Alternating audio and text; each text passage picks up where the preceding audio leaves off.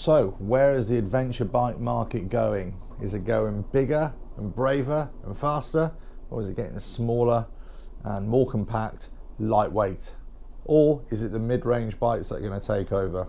Tell you all about it. Catch you inside. RevelatorAlf.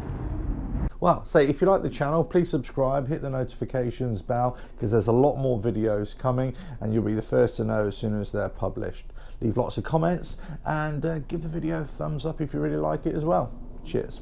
Hello, welcome to RevelatorAlf, the channel about motorcycling, bikes and interests and all sorts of other oddities. Anyway, so in this video I'm talking about the adventure bike market, and are we going to be looking at bigger bikes in the future, bigger engine capacities, bigger frames, that kind of thing, almost turning into the grand tourer with a slight off-road capability? Or are we going to shrink back towards a smaller bike with more off-road capability, with a bit of road capability built into it as well? So all the major manufacturers these days are producing adventure bikes. We know that.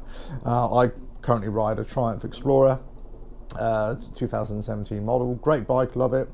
But it is too big for serious off-roading, which I kind of tend to do these days. So you're always looking for a lighter model, lighter bike that can do it. Now you can go all the way down to, let's say, 125 or a 250, let's say. That still packs a little bit of a punch, but will be able to get over the rutted stuff. And you know, even if you drop it, it's not a major problem because they're meant to be dropped and it's all made of plastic, so you just pick it up and away you go. So those are the two extremes. However, we need something in the middle of the road. The adventure bike is not only about off-road capability, but it's also about riding in between, you know, on the black stuff. A lot of the manufacturers have kind of been looking at this, and as opposed to having this polar argument of having the small bikes and the big bikes, now kind of a lot more focus is getting into the mid-range bikes, you know, the 500, 600 to 700, 800 cc. If we look at the Triumph Tiger 800, that's actually become quite a successful bike because it's light, it's smaller, compact, it's smaller in size. It's a lot easier to handle when you're actually going off-road. I actually took one of these on a trip to Italy last year in the mountains, did a lot of mountain trails, and I immediately found it's a lot easier to ride than my Triumph Explorer in terms of, you know, the big off-road, all the serious off-road stuff. The Yamaha are looking at a Tenere 700 now. They're looking to, you know, bring that out onto the market, develop that even further. You got the 690 Enduro, really, from KTM. Great bike that's come out on the market, and that's more for the off-road adventure, but you know, with limited capability. So it probably won't be great in the long tour, but it will certainly be great for getting out on the serious stuff, but also being fast enough for the road as well. Now, you know, as I say, lots of other manufacturers got in on the act as well. You got Ducati, that, you know, with the Multistrada as well, but they've got a slightly smaller variant in the 950S, and obviously BMW with the F850 GS as well. You know, again, downsizing, if you will, smaller size, but very capable machines. Now, if we look at Norton as well, one of my favourite bikes of last year actually to come out of the bike shows with their Atlas series. The Ranger and the Nomad. The Ranger I really like, you know, for the off-road capability as well, that kind of scrambling trail riding capability. Yes, I mean, you know, we are having a bit of a, you know, a rearward look, if you will, in certain respects in terms of styling, but it's kind of classic styling, that kind of classic scrambler look to it, but it's also, you know, going to be quite capable, you would have thought, but again, is it going to be too heavy for the serious stuff?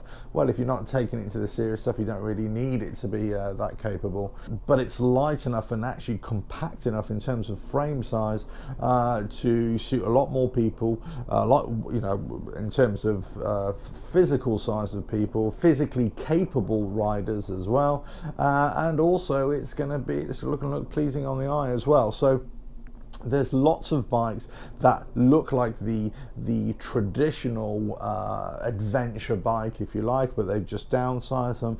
But then we've got more of an upscaling of the enduro models, you know, from the 350, 450 class, let's say, or 250, you know, coming up to the 600, 690 class. But then you've also got this retro styling coming in as well with the Norton. Triumph just come out with their Scrambler as well. Obviously Ducati got their Scrambler.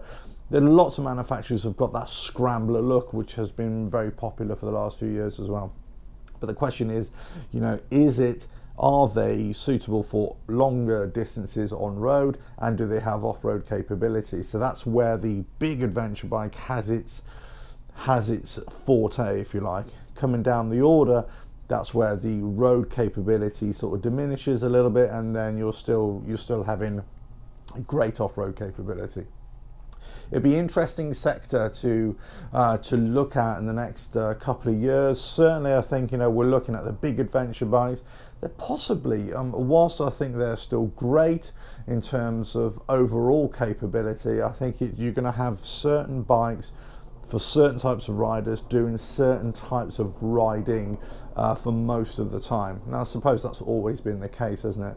But I think they're really starting to compartmentalize exactly what kind of rider this bike will suit. And possibly we haven't had that in many years now. Certainly in this kind of adventure sector, it's pretty much been a bike for all seasons, really. Now we're starting to see the bikes come down in size, and then actually say this bike, this 690, this 700cc is going to be light, going to be capable, going to be fast enough off-road and on-road, and crucially, it's going to be light enough to manhandle, you know, when it's all loaded up as well.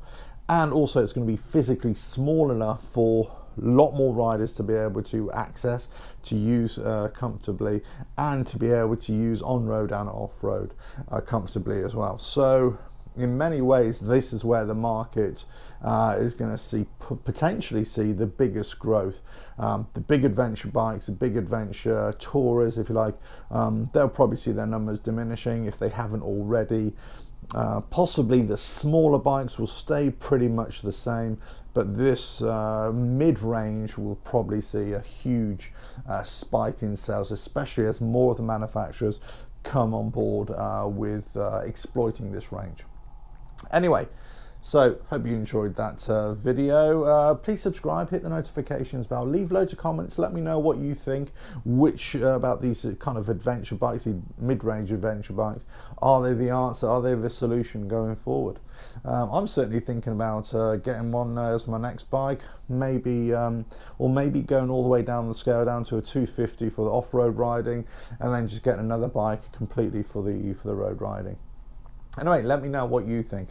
Right, catch you on the next video, whenever that is. Cheers now.